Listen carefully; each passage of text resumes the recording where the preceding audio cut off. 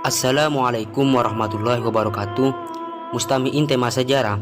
Pada kesempatan kali ini kami akan melanjutkan tentang sejarah peradaban lembah Sungai Nil atau peradaban Mesir.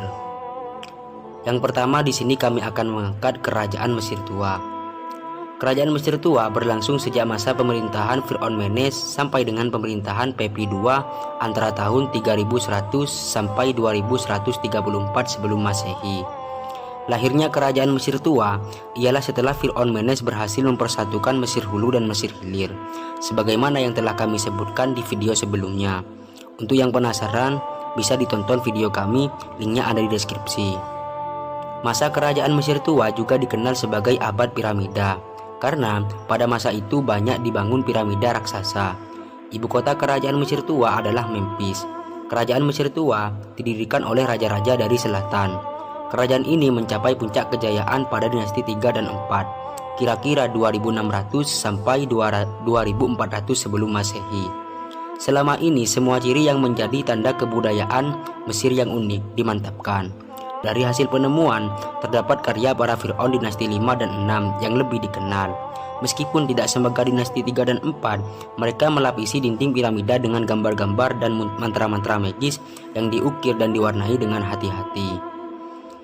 Pada masa Kerajaan Mesir Tua, ini terdapat beberapa raja-raja yang terkenal, diantaranya sebagai berikut. Yang pertama, Raja Menes. Menes adalah Raja Mesir dari dinasti 1. Legenda Mesir kuno menghormati raja ini karena berhasil mempersatukan Mesir Hulu dan Mesir Hilir, sekaligus Fir'aun pertama dalam sejarah peradaban Mesir. Jadi, sekedar pengetahuan saja, Fir'aun adalah gelar yang diberikan kepada raja-raja Mesir. Pada masa pemerintahan Raja Menes, Sungai Nil didistribusikan kepada penduduk melalui saluran-saluran air. Selain itu, seluruh produksi berada di bawah kontrol dan seluruh barang dan jasa diberikan untuk sang raja. Rajalah yang mendistribusikan serta membagi barang dan jasa dalam proporsi yang dibutuhkan rakyat. Pada masa pemerintahan Menes, Mesir mengalami kemajuan dalam bidang arsitektur, seni, dan teknologi. Kemajuan ini didorong oleh meningkatnya produktivitas pertanian yang dimungkinkan karena pemerintahan pusat dibina dengan baik. Di bawah pengarahan wazir, pejabat-pejabat negara mengumpulkan pajak, mengatur proyek irigasi untuk meningkatkan hasil panen, mengumpulkan petani untuk bekerja di proyek-proyek pembangunan, dan menetapkan sistem keadilan untuk menetapkan keamanan. Dengan ekonomi yang produktif dan stabil, negara mampu membiayai pembangunan proyek-proyek kolosal dan menugaskan pembuatan karya-karya istimewa. Misal piramida yang dibangun oleh Djoser, Khufu, dan keturunan mereka merupakan simbol peradaban Mesir kuno yang paling diingat. Kemudian Raja Khufu, Khepren, dan Menkaure. Pada masa ketiga raja ini muncul kebudayaan untuk mengawetkan mayat dengan cara dibalsem, yang belakangan dikenal dengan nama mumi. Upaya mengawetkan mayat itu didasarkan pada keyakinan mereka bahwa orang akan hidup terus selama jasadnya masih utuh. Mumi tersebut dimakamkan di mastaba, yang berupa makam yang berundak-undak yang disebut dengan piramida. Di hampir setiap piramida selalu terdapat patung berbentuk manusia berkepala singa yang disebut Sphinx. Kemudian Raja Pepi I.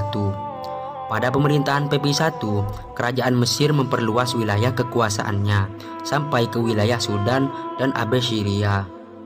Kemudian Raja Pepi II. Pencapaian gemilang yang diraih Pepi I tidak berhasil dipertahankan oleh generasi selanjutnya, yakni masa Pepi II. Pada masa Pepi II ini, kekuatan Mesir melemah, sehingga kerajaan Mesir yang beribu kota di Memphis mengalami disintegrasi dan berubah menjadi kerajaan yang kecil-kecil. Perpecahan di tubuh kerajaan Mesir sebagian besar disebabkan oleh perpecahan di antara kalangan bangsawan yang berdampak pada ketidakstabilan Mesir. Runtuhnya Mesir Tua dikarenakan sejak tahun 2500 sebelum Masehi pemerintahan mengalami kekacauan, sehingga hal ini mempermudah bangsa-bangsa dari luar melancarkan serangan, misal seperti serangan yang berasal dari sebagian Asia Kecil.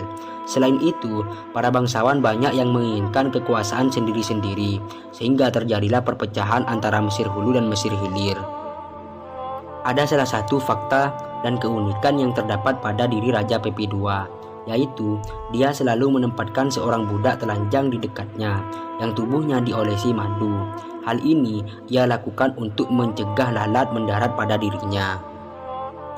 Mungkin hanya ini yang bisa kami sampaikan tentang sejarah kerajaan Mesir tua. Kurang lebihnya kami mohon maaf. Wassalamualaikum warahmatullahi wabarakatuh.